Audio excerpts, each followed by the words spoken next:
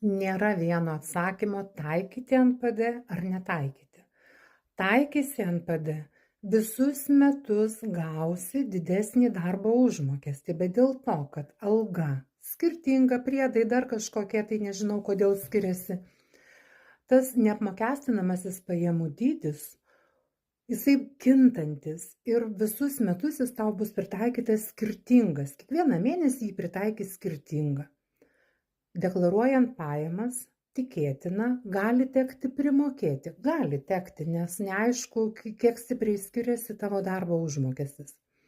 Jeigu netaikysi NPD, neapmokestinamojo pajamų dydžio, tai reiškia, kad gyventojų pajamų mokestį mokėsi nuo 1 euro.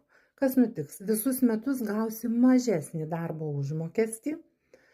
Deklaruojant pajamas, tikėtina, tau nieko nereiks primokėti. Kodėl sakau tikėtina? Nes gal kartais gausi kažkokių kitokių pajamų ir viršys tavo, arba, sakykime, pradėsi dar individualią kokią veiklą vykdyti ar sukursi mažąją bendrieną, mažą, kas gyvenime gali nutikti.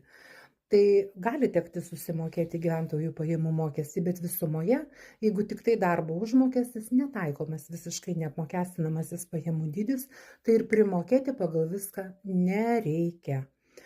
Ką daryčiau aš? Aš taikyčiau neapmokestinamąjį pajamų dydį, visus metus gaučiau didesnį darbo užmokestį, dalį pinigų investuočiau, įdarbinčiau, kitais metais žinočiau, kad man reikės tikriausiai susimokėti, išimčiau dalį įdarbintų pinigų, tuo tarpu aš jau būčiau gavusi palūkanų ar ten dar kažkokių tai papildomų pinigų ir grąžinčiau tai, kas man buvo permokėta.